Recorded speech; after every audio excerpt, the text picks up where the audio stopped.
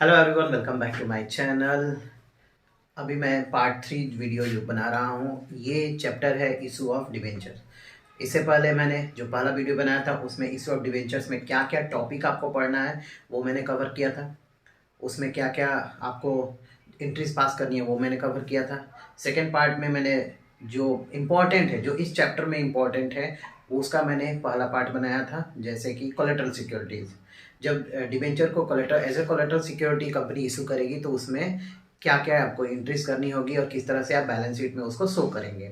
अब collateral securities पे based एक प्रैक्टिकल क्वेश्चन मैं आपको यहाँ पे सॉल्व करके दिखा रहा हूँ, और ये इम्पॉर्टेंट पॉइंट है, इम्पॉर्टेंट टॉपिक है इस चैप्टर का। इस तरह बेसिकली 4 इंपॉर्टेंट पॉइंट हैं जो मैंने बताया हुआ है अपने पिछले वीडियो में, जिसमें से एक ये कोलेटरल सिक्योरिटी है। कोलेटरल सिक्योरिटी को ही एडिशनल सिक्योरिटी या फिर सेकेंडरी सिक्योरिटी भी कहते हैं, with along with the principal security. तो अब इस पे प्रैक्टिकल क्वेश्चन आप कैसे करेंगे मैं सॉल्व करके दिखा रहा हूँ। आपकी बुक का ही ये क्वेश्चन है। क्वेश्चन जो issue of debentures as collateral security दिया गया है, पहला क्वेश्चन है, क्वेश्चन नंबर 13। आंसर इसमें नहीं दिया गया है, लिखा है एक्स लिमिटेड हैड और ₹25 लाख। आप ये इस क्वेश्चन को आप सर्च कर सकते हैं बुक में से, क्योंकि मैं क्वेश्चन यहाँ पे शो नहीं कर सकता हूँ और डायरेक्ट इसमें आप क्वेश्चन को बुक से ही देख लें। 25 लाख रुपीज़ का यहाँ पे डिबेंचर है, 11% डिबेंचर आउटस्टैंडिंग एज ऑन 1 अप्रैल 2021। यानी कि कंपनी ने ऑलरेडी 25 लाख रुपीज़ का डिबेंचर जो है वो इशू किया हुआ है। During the year it took a loan of ₹5 lakh. अब उस फाइनेंशियल ईयर में कंपनी ने 5 लाख रुपए का लोन लिया है पंजाब नेशनल बैंक से, for which the company placed with the bank debentures for ₹6 lakh as collateral security.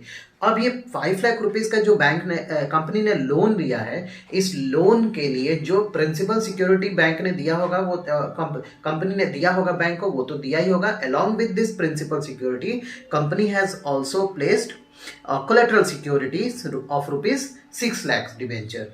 सो 6 लाख रुपए का डिबेंचर जो है वो कंपनी ने कोलेटरल सिक्योरिटी के रूप में बैंक को दिया है। पास journal entries if any also show how the debentures and bank loan will appear in the company's balance sheet as at 31st March 2022।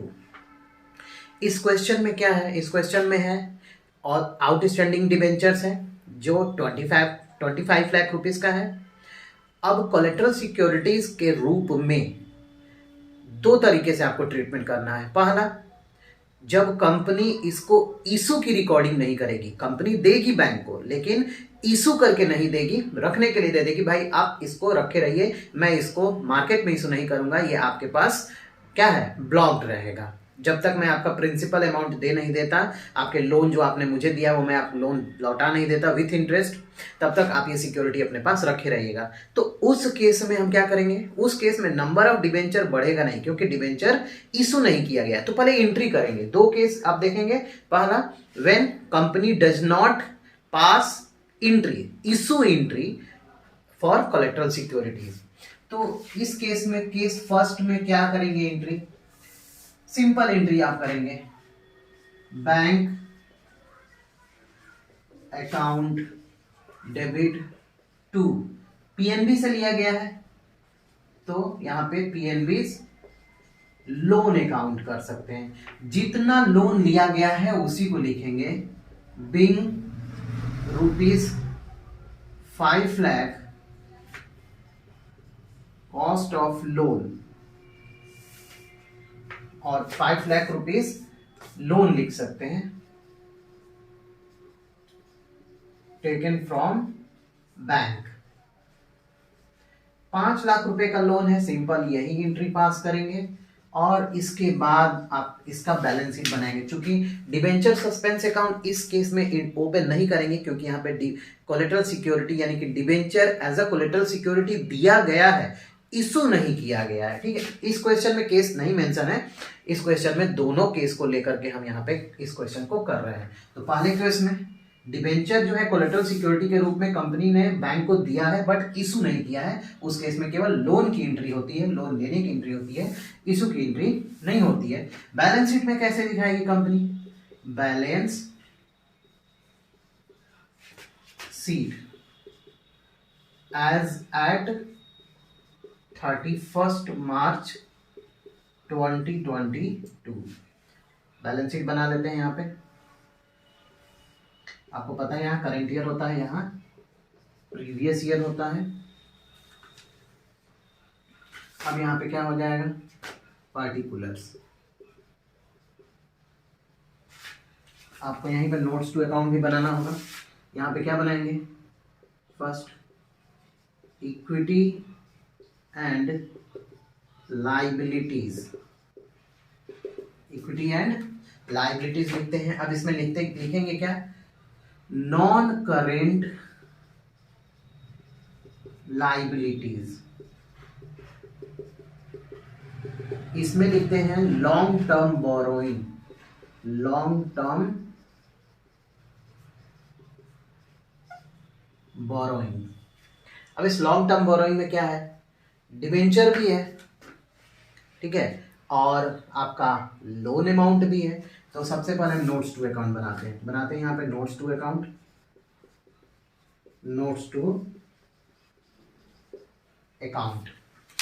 इसमें आप लिखेंगे कैसे, इसमें सबसे पहले आप लिखेंगे, क्योंकि इसके बदले में, ये लोन के बदले में जो कोलेटरल सिक्योरिटी डिवेंचर इशू किया गया है 6 लाख का, उससे आपका नंबर ऑफ डिवेंचर पे कोई इफेक्ट नहीं पड़ेगा, क्योंकि यहाँ कंपनी इशू की एंट्री नहीं करी, उसको रिकॉर्ड नहीं कर रही है। यानी कि अगर दी है तो उससे कोई डिवेंचर बढ़ेगा नहीं, वो 25 लाख रुपीज ही रहेगा। कितना परसेंट डिवेंचर है, 11% डिवेंचर। आप यहाँ लिख दीजिए लॉन्ग टर्म बोरोइंग आप निकाल रहे हैं, तो long term borrowings 11% debentures. 11% debentures, कितना डिवेंचर है, तो 25 लाख रुपीस का डिवेंचर है। ये हो गया। अब यहां पे लिखेंगे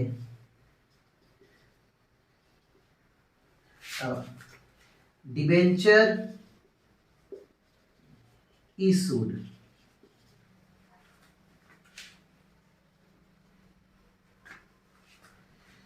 इशूड नहीं लिखेंगे, given as collateral securities, bracket में आपको लिखना है। दूसरा है बैंक लोन। तो बैंक लोन कितने का लिया गया है, 5 लाख रुपए का लोन है, यहां लिख देंगे 5 लाख, टोटल हो जाएगा 30 लाख यहां पे हो जाएगा। अब इसमें क्या करेंगे, ये जो बैंक लोन है इसमें लिखेंगे यहां पे कोलेटरल सिक्योरिटीज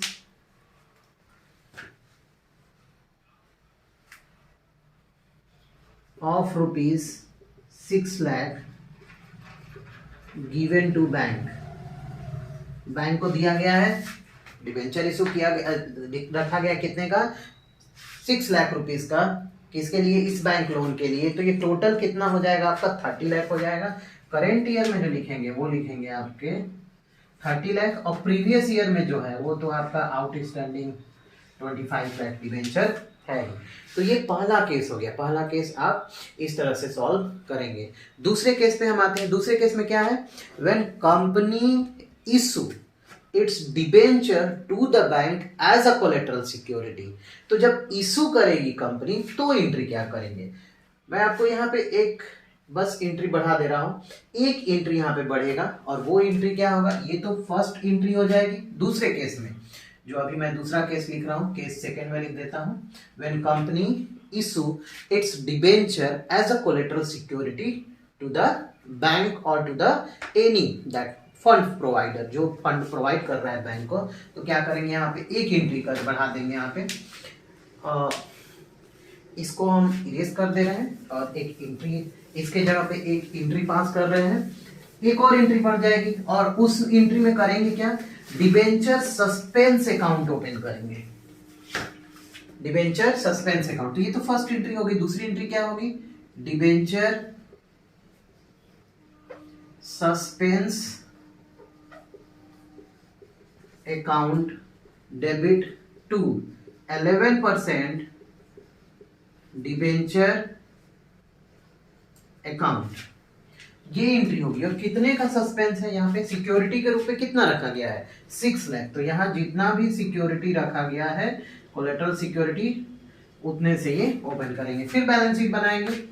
सबसे पहले मैं नोट्स टू अकाउंट बनाता हूं, क्योंकि मेन जो है नोट्स टू अकाउंट में ही है, बाकी बैलेंस शीट में कैसे लिखना है वो आप समझ जाएंगे। नोट्स टू अकाउंट,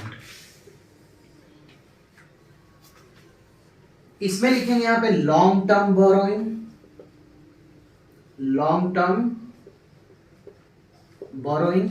इसमें क्या है, 11% डिबेंचर है, 11% डिबेंचर्स। कितना था, 25 लाख, बाहर नहीं लिखेंगे। और 25 लाख, और कितने का इशू किया गया, 6 लाख का। ठीक है, तो कितना हो जाएगा, 25 लाख प्लस 6 लाख कितना हो जाएगा, 31 लाख। ये कर देंगे 31 लाख।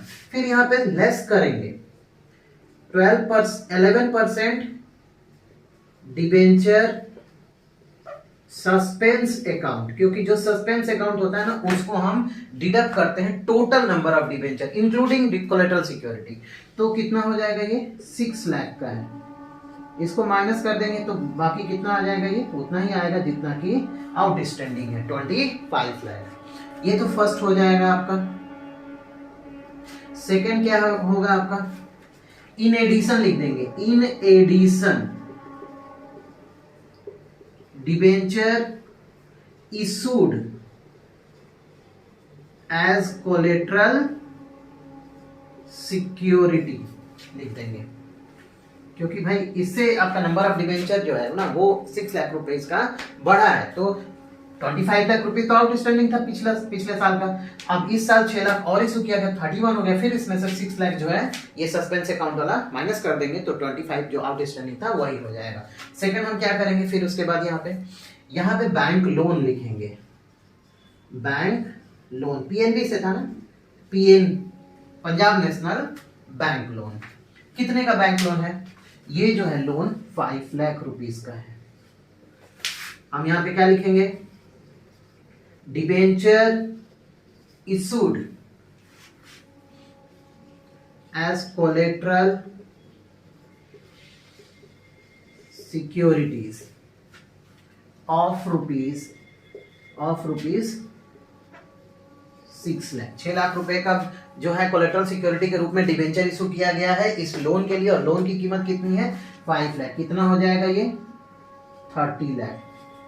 तो आप देख रहे हैं जो बैलेंस शीट मैंने इससे पहले बनाया था उसमें आप क्या लिखेंगे, 30 लाख लिखेंगे, और पिछले वाले में कितना लिखेंगे, 25 लाख लिखेंगे, जो कि मैं पहले भी लिख चुका हूं। तो बैलेंस शीट पे कोई इफेक्ट नहीं आएगा, क्योंकि यहाँ पे ये जो आप डिबेंचर लिखेंगे उसमें आप जितना कोलेटरल सिक्योरिटी ऐड हुआ है उतना आप नंबर ऑफ डिबेंचर जो ऑलरेडी इशूड है उसमें ऐड करेंगे, और जितना कोलेटरल सिक्योरिटी है उसको फिर से माइनस कर देंगे। तो इसका इफेक्ट जो है ना वो 0 हो जाएगा। तो बैलेंस शीट पे कोई फर्क नहीं आएगा। तो बैलेंस शीट जो फर्स्ट वाले में मैंने बनाया था वही आप यहाँ पे भी बना सकते हैं। आई होप ये वीडियो आप लोगों को पसंद आया होगा।